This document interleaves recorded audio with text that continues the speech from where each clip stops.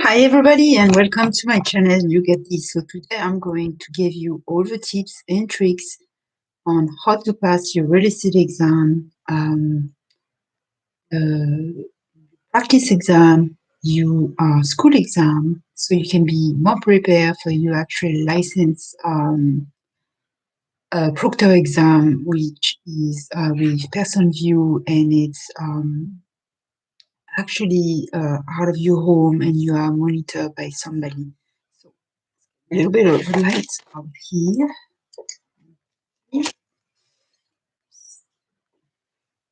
All right, so I'm going to give you some of the clues that I used and what helped me because there's a lot of information out there. So depending on what state you're going to pass your exam, uh, the laws are going to be different. So the rules, the board, the division of real estate, the DBPR, all of this stuff are going to be different. The laws with brokerage and transaction, non-transaction, relationship, the sale associate relationship, the broker associate, all of this stuff. And some of the contract can be different depending on your state.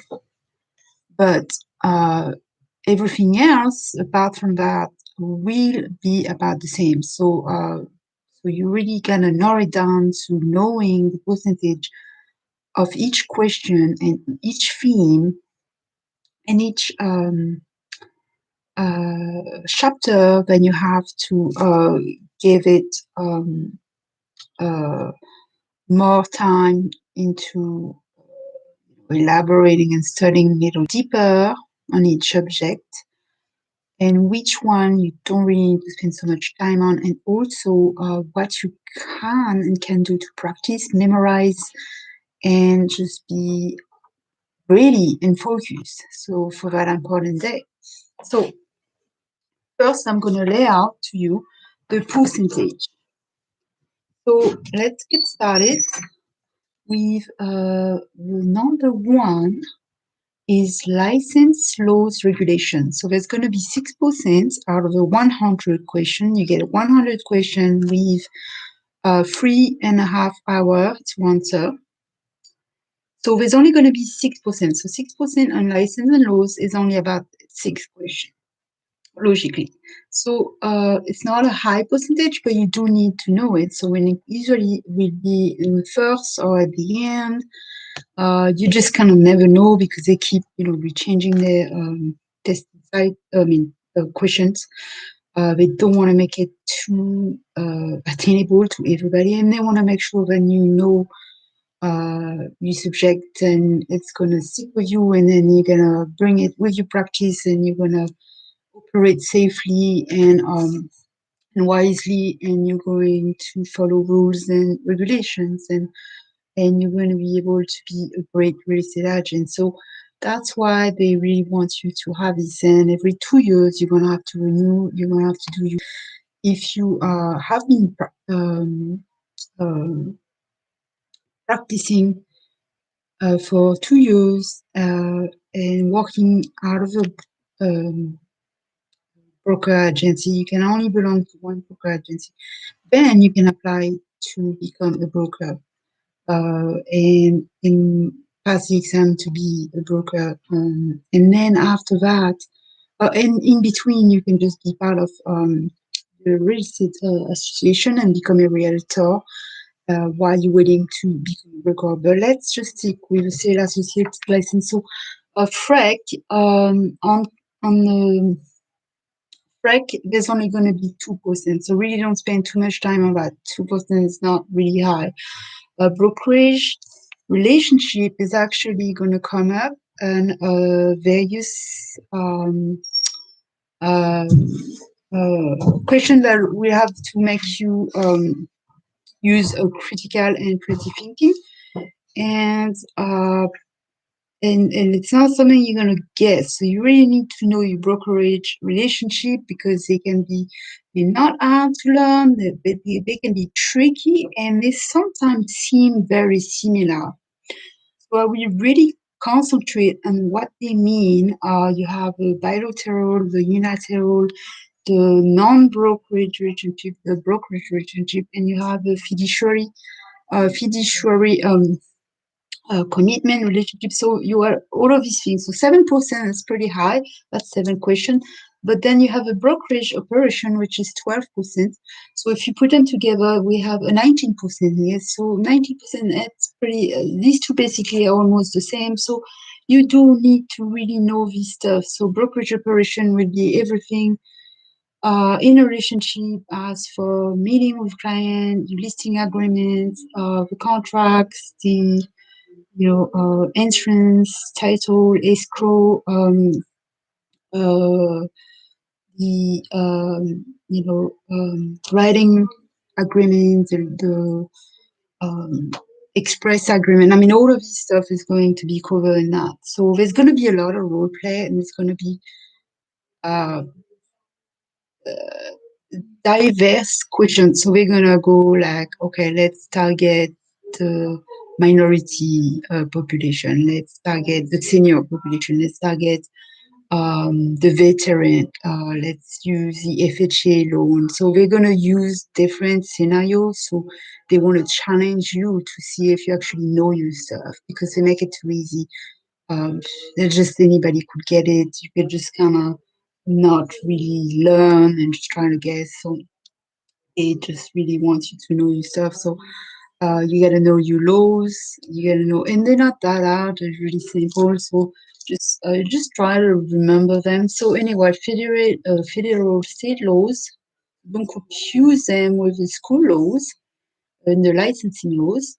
So there's only 4%, so 4 questions out of the 100. So you just need to know a little bit about it, but it's good because when there's going to be some challenging question and that comes up, and then you know your stuff, you're like, wow, I don't have to guess, I just know it.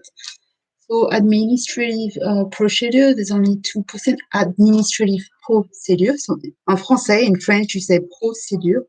So you can hear my action is like coming out. By the way, I have no idea what it would be like to be a real estate agent in France, because I only learned it here in America. So before I register for the school, uh, Real Estate Express, which is like the most affordable online school. Then I found as other ones, but that was the lowest price. So that way, if you fail the first time, you get 2 shots at your exam. Then it doesn't cost you so much because it was already low in price, so you're able to just do it again. And that's what happened to me. I did everything. It's 19 chapter. I did everything so quickly. I wanted to pass the exam so fast, and then I missed it over 3 questions. I got 67 out of 70%. That I needed to get. So I failed, and I had to repair, and I had to do every single chapter one by one, redo the practice exam. Passed it off 96%, and then I passed my real estate exam, my school real estate exam last night and passed it. So I thought it would be a great time for me to do this. Ownership, 8% ownership is indeed. So 8 and 7, you got 15% here with the ownerships indeed. So this comes up a lot. Very important to know the different type of deed, the different type of ownership, what what's a fee divisible, what's a simple fee, what's a life estate for years, what's um, a lease, a freehold, all of these terms. What is a joint tenancy? When it's a common joint tenancy? You need to know those things, because when there's going to be those tricky questions like here that person owned this, they had an heir, or they had a trustee, or they had a transfer ownership to that person, but they had that type of deed. Then if you do know all of this, then it'll be easy for you to figure it out. By example, if you know that really transfer ownership is a deed, then and you know that only certain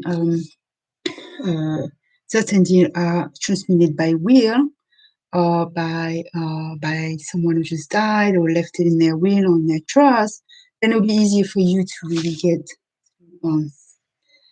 So, legal description, so 5%. So legal description will be all the terms they're going to use in real estate for land, parcel, survey maps, meets and bounds, the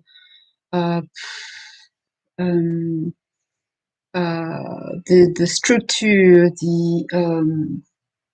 so you have all these, basically those legal description are the only way they're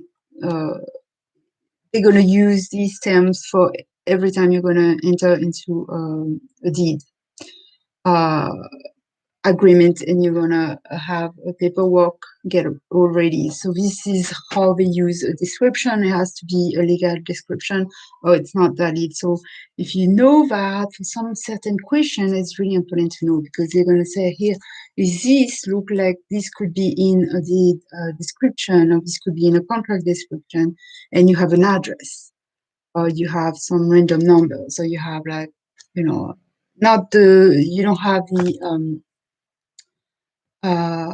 the legal description as is supposed to be noted as using Northwest, parcel or this, that, and then you'll know. So then we have contract.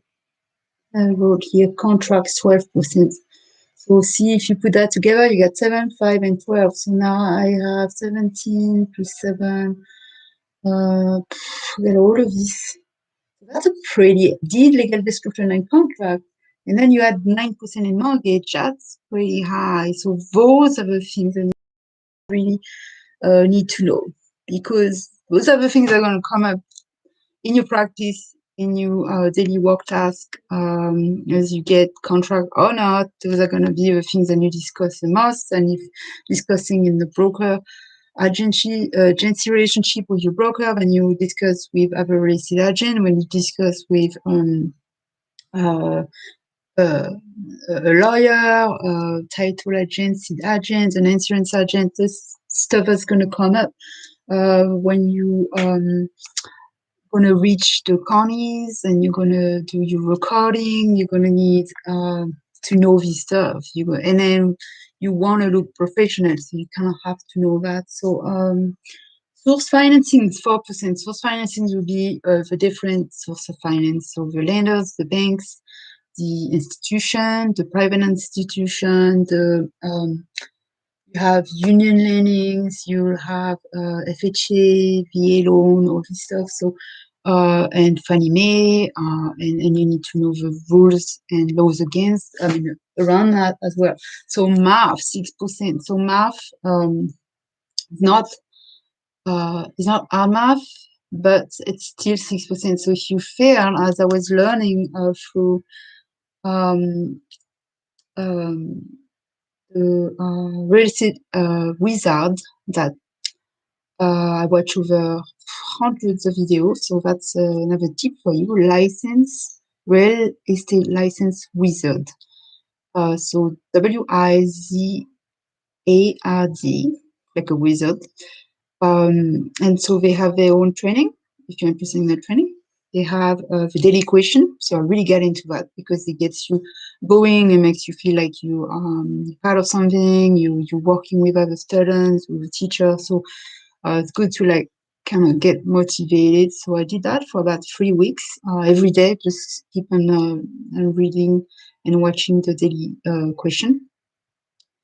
And then it has hundreds of video on every single things, but mainly on brokerage relationship and deed, mortgage, contract, all this stuff. So which is really important. And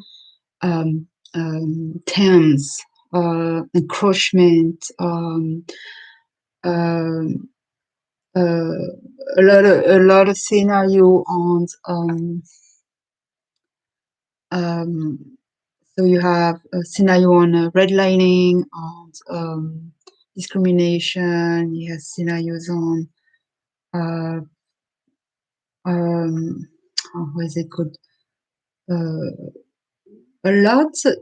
scenario on things who are attached to the property and have a fixture or not a fixture.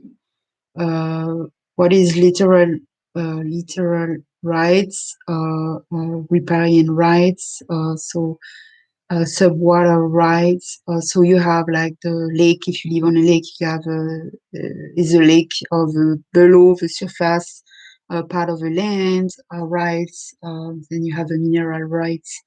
You have the description of real estate, like dismembered in every single tense.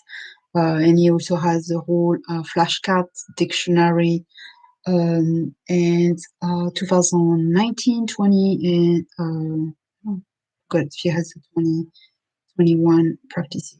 But he has those. And he also has a 200 question videos, and he has a few of those. So it's really good because he goes over each and every single question with you, and then he gives you the answer. So he gives you time to think, answer. So this really, really helped me. So you really want to feel like you're in a classroom and you're learning with a teacher, and you really get to think, get to understand, and he does it in a way, in a very, very easy way. So this is how I really kind of get my learning started, watching over 100, 200 videos, and then I did the 200 question. I did it 2 or 3 times, and then I wrote it down myself. So I wrote down all the questions and I wrote down all the answer. Then I underline it, and then I just keep reviewing. But this was only after I went through my 19 chapter with my 19 video of Real Estate Express online learning classroom. So you go through you online learning, you do all your practice exam question, you learn everything, go over twice, so go through everything, and then go through again a second time, then start looking out for more material. So this is what I did. Then after that, I uh, I just started to be curious about what other people are doing, what helped them. So I'll go and then go on YouTube and start looking at people way of learning. And then as people were suggesting, get a cram course, get a short course to help you, get this book, get that. So what I did is I just used what they already gave me, the resource. They gave me about 2 or 3 ebooks. They gave me flashcards, and I went to other places and looked for more flashcards. So anyway, this is really important to know. So 6% on math. So know your math. There's going to be gross lease, multiplier, how to calculate commission, how to calculate the cap rate, how to calculate the interest, mortgage, rate of return. We get a lot of things you can calculate. By here's another one. If you're signing a contract like a mid-year, and the buyer or seller did not pay tax, they want you to know who's going to be credited, who's going to be debited. So there's going to be some question about this. But in math, you kind of have to know, because that way you don't lose the 6 points, which is really important. So really get a practice. So it was hard for me. So I asked, you can go out and then ask. You ask, hey, can you do a video on that? Or can you help me on that? So you write it down and then just start practicing. So market 1%, that's really small. They don't really want you to know much about this, but just know a little bit. And then you have a appraisal, which is 8%. You do have to know you're not going to be an appraiser per se, and you have to make sure you make this clear to your clients. I am not an appraiser, but you do need to know how it works, how they appraise the value, the market value, the income rate value, the commercial market value, all of this stuff you kind of need to know. So I will, there you go. So it's good to have one of those. Always have a good pen and have about 2 markers, I would say. So just write down your goals and how you're going to study at first. This is how I did it. So I wrote down goal. So pass my real estate exam, notes, prep study. When I was gonna be able to pass my very first prep exam, when I was gonna pass the school exam, And then what I was gonna do if I failed, which put down my second date here. So one quick little thing I did, bought a book. So I just went on Amazon and looked for the most affordable book. So I'll have something beside everything, something to read, and it's not an ebook. Or it's just good to have. And so it was very small printing, and it was really a lot of information. And some, because the book was older, some information were using different terms, different definitions, so which confused me a little bit. So what I did is I just went over a few chapters, and I just took what was valuable for me now without too much confusion. So I wrote down the terms. So that's what you should do. The terms that come up whenever you're watching video from your school or from other online learning platform, the terms that are going to come up the most often, then you kind of really need to know them. Just take time to write them down. So alienation. Alienation comes up all the time. So that's a big term. Alienation clause. At first I was like, what the hell is this? And then you figure it out. You're like, okay, alienation, very important. What's a clause? It's a term in a contract. And what's the term in a contract? It's is it defeasible? Is it only for mortgage? Is it for promissory notes? Is it for just a will or deed or a trust?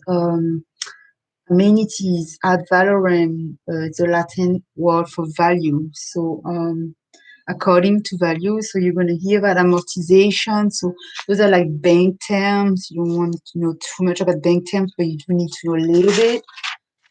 Antitrust law, that's going to be a big one. You're going to hear a lot about this one. Appraisal. Appraisal contingency. Contingency, it's another word you're going to hear a lot. So this is when I did my 1 or 200 terms. So I spent lots of page on that.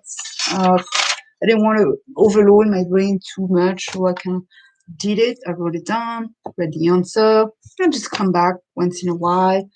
So you'll do this, but it's good for you if you're not a good memorizer, you want to write it down and then slowly listen to the answer. So like I say, Real Estate Wizard do that for you. Slowly, give you a few minutes to think it through, to write down your answer or not write down your answer, and then I will just tell you the answer, and then I will explain it.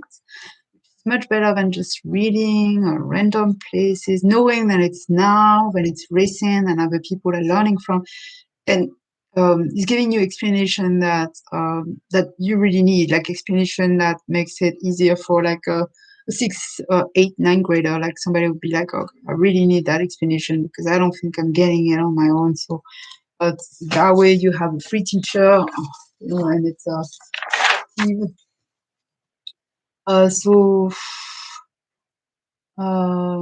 have a rezoning. You do need to know about zoning. About eminent domain when they take over a property for public domain, and condemnation, CCR restrictive covenant, those are part of the condos rule, the condominiums, release clause, what it's a release clause, realtor, lien, tax lien, those are going to come up a lot. Serbian estate, not so much. I mean, there's some stuff who don't come up at all, but if you haven't and you don't know another term, or you cannot get a tricky question, but you know something specific from something else that can help you in the future. So anyway, this is a challenge, and completely different to become a wholesaler investor. But it's helping me because I already have all this knowledge, so I'm into something else that can help me. So here, something else that I did with that book, definition terms of real estate.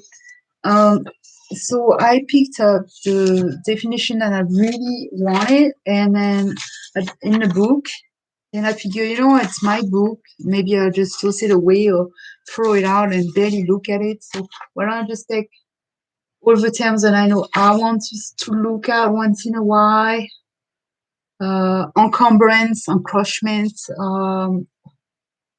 economic obsolescence, all of these terms are going to be used. So, and then I'll just kind of have my mini dictionary with me. So, all right, so now let's talk about flashcards and things that you can also do online to help you memory and to keep you focused. So, flashcard can be okay. But the problem with flashcards is it's just like one term at a time or just one little question at a time. And it does just take a lot of time. So I will not put too much time on flashcards. Cram course only if it's your thing, go ahead. But I think going step by step, focusing on practice exam, don't skip it. Practice exam will be close exam. But then it's good to kind of get active. So look for groups, look for meetups, look for people who already have it, just recently got their license, and see what they're saying about the exam. Just like I found out about the percentage. Before I found out about the percentage, I kind of like was hearing things differently here and there. So I was like, oh, I don't know. So concentrate on that, really concentrate on that. The question of the exam actually, there's no way to actually know what they're going to be because they publish 7, they don't just shuffling them around and make the same question over and over. They actually change them because they only want to keep a 50% rate of success. So which means not everybody can just come up and was just smart to just kind of vaguely went through everything and just have it. They want to make it difficult and like it took you time, it took you a lot of learning and you're now ready. And if you fail it the first time, you come back and do it again. So just expect that it's not going to be handed to you. It's not going to be easy. I'm talking about the licensing exam now. Your school exam, it's not going to be easy, but you at home, and you can have all your books next to you and all your stuff. So you have 3 hours to do it. So you should be okay. You should be good to go on that. So,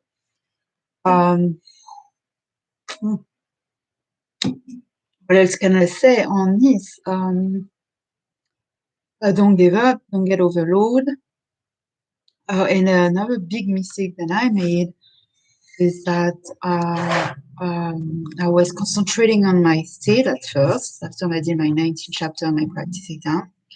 But then I start spending too much time and overloading my brain with the real estate exam in general. So I put too much of that information in my brain and kind of forgot about the actual state rules, laws, like way of doing business, um, all this stuff, which was not a good idea because I kind of lost that knowledge and I did not refresh. So it's important to really stay focused on your state because there's going to be question about that because they want you to practice in a specific state, so they want you to remove those questions. So with that said, good luck, and I hope that you pass your final exam like I just did. I just yesterday just got it, and now I have 2 years. Once you pass your exam from the school, you have 2 years to pass your licensing exam, and you just have to make sure you register online with the BPR, submit your application, pay your $83 fee, and get your fingerprinting. So once you have to have submitted your fingerprinting 5 days prior for you to submit the application. So don't go and fill up the application before that time. So once you get, you get the fee, you get your fingerprinting card, then you can go ahead and submit your application and then schedule for your exam. So that's it. If you have any question and you need help with study, I got everything here, so I actually can help you.